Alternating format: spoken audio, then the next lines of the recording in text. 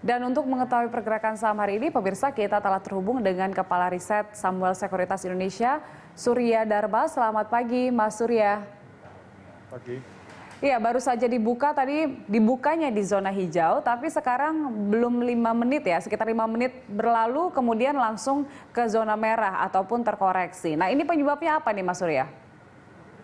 Ya kalau dilihat kan bursa Amerika semalam itu kan naik sebetulnya kan, Ya. di atas sekitar 1,5% ya. Tapi tadi pagi saya lihat future juga udah mulai negatif di Amerika, walaupun belum begitu banyak ya. Jadi bursa dibuka sebagian ada yang positif, ada yang negatif, kayak Nikkei dibukanya negatif. Tapi memang beberapa menit yang lalu saya lihat semuanya udah rata, udah mulai negatif ya. Jadi kemungkinan juga itu akan menekan bursa Indonesia juga ya. Oke, kalau kita lihat sentimen-sentimen yang ada di regional, apakah ini sebenarnya cukup mendorong nggak sih, Mas Surya? Ada beberapa hal sih. Kenapa Amerika kemarin naik itu karena beberapa negara bagiannya kan diberitakan sudah mulai akan membuka kembali ekonominya ya. Ya. Jadi seperti di Georgia, di Texas itu mulai membuka dan beberapa negara bagian lainnya. Tapi kita juga mesti lihat bahwa harga minyak kemarin kembali tertekan ya. Jadi WTI itu sempat turun 24%, Brent-nya juga turun 7%. Tadi pagi saya lihat juga masih turun lagi, Brent turun 5% lagi ya. Jadi sekarang sekitar 12 US dollar per barrel. Terus juga si Brent juga udah di bawah 20 US dollar per barrel sekarang. Jadi tekanan minyak itu kembali timbul lagi kan. Jadi berita yang positif ditambah dengan berita negatif, terus juga ada di dalam negeri juga ada berita yang cukup positif yang mengenai COVID-19 ya. COVID-19 diberitakan kan Jakarta udah mulai penambahannya itu mulai menurun, walaupun secara total kasus yang udah ditutup per total kasus itu masih sekitar 20% kalau saya hitungnya. Tapi memang trennya itu udah mulai ada perlambatan untuk penambahan per harinya. Jadi itu hal-hal yang positif dan negatif itu yang ada sekarang yang bisa menekan atau menaikkan IHSG ya. Baik, kemudian juga ngomong-ngomong soal sentimen dalam negeri, ini kan banyak sekali yang dilakukan oleh pemerintah kita untuk bisa menstimulus termasuk pasar saham kita. Nah, ini juga bahwa Jenderal Pajak Kementerian Keuangan mengatakan bahwa tarif PPh ini akan diberikan begitu ya 17% pajak bagi perusahaan yang telah melakukan go public begitu. Nah, sekarang itu tarif PPh-nya kan 25% dan ini artinya akan diturunkan. Menurut Anda ini akan menstimulus juga nggak indeks kita? Itu positif karena sebelumnya itu kan di Omnibus Law kan memang udah direncanakan tahun depan kan ya. Dari 25 jadi 22, tapi untuk perusahaan publik itu mendapatkan sentimen tambahan. Tapi akhirnya karena ada COVID-19 ini, Presiden memutuskan untuk dari Perpu itu tahun ini diturunkan menjadi 22, mungkin 2 tahun lagi jadi 20, itu positif. Tapi kita kan mesti lihat juga bahwa PSBB yang berkepanjangan ini karena COVID-19 itu juga membuat banyak industri yang akan terganggu kan. Jadi laba bersih mereka juga mungkin akan turun juga tahun ini ya, khususnya di Q1 dan Q2 ini ya.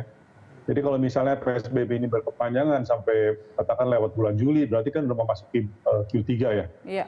Jadi diharapkan sih tidak terjadi sampai Juli ya, sehingga kinerja yang nggak bagus itu mungkin cuma di Q1, Q2 gitu ya. Tapi memang PPh itu akan sangat membantu ya. Baik. Untuk perusahaan-perusahaan kita lihat dari laporan kinerja emiten yang saat ini sudah mulai dirilis, artinya kan dampaknya akan kerasa hingga bulan depan begitu, Mas Surya. Kalau Q1 itu kan Januari Februari dapat dibilang kan sebelum belum terganggu oleh COVID-19 kan. Jadi berarti yang jeleknya itu kan bulan Maret ya. Bulan Maret berarti Q1 itu mungkin pengaruhnya walaupun terganggu mungkin nggak sebesar di Q2 ya. Kalau Q2 ini kan udah sampai bulan April, mungkin Mei juga masih terganggu, itu mungkin lebih kelihatan efek dari COVID-19 ini ya. Nah, result dari Q2 kemungkinan keluarkan sesudah bulan Juli ya. Paling cepat kan bulan Juli. Jadi efeknya itu mungkin di kuartal 3 nanti ya, pada waktu result keluar. Sedangkan Q1 kan dapat dibilang sampai saat ini belum ada yang merilis ya laporan keuangannya ya. Artinya prediksi Anda bulan Juli akan mulai kelihatan juga ada hal-hal negatif yang akan diperlihatkan kepada indeks kita begitu? Saat ini kan kita semua kan memprediksi bahwa akan terjadi misalnya kinerja yang kurang bagus kan di Q1, Q2 kan. Tapi kan resultnya itu kan kita belum lihat. Jadi kalau misalnya realnya itu kita tahu seperti apa, misalnya kalau misalnya turun pun juga berapa persen gitu kan, itu baru ketahuan kan dari rilis laporan keuangannya kan. Kalau misalnya nanti bulan Juli ternyata tidak seburuk yang kita duga, berarti mungkin IHSG kan bisa rebound juga ya. Tapi kalau misalnya lebih jelek, ya itu dengan sendirinya juga efeknya negatif. Ya, kita harapkan tidak seburuk yang kita duga sekarang ya melihat kondisi seperti ini, Mas Surya. Nah, dengan kondisi seperti ini Anda melihat sektor apa yang masih menarik? Ada beberapa sektor sih yang mestinya tidak terpengaruh oleh COVID-19 ini ya. Contohnya adalah misalnya telekomunikasi, karena banyak yang orang kerja di rumah, banyak yang sekolah juga dari rumah. Ada juga sektor konsumer misalnya seperti ICBP gitu, yang mungkin diuntungkan oleh adanya penambahan PKH ya. PKH itu kan jumlah penerimanya itu ditambah dan value-nya dari nilai dari PKH itu sendiri juga kan bantuannya itu kan bertambah ya. Itu bisa menguntungkan beberapa saham konsumer ya. Karena tahun lalu seperti kita tahu, volume penjualan dari ICBP misalnya untuk mie instan itu kan naik 6% kan dengan adanya PKH ini kan. Yang biasanya mungkin untuk perusahaan-perusahaan market leader seperti mereka mungkin agak ada tantangan untuk meningkatkan volume kan.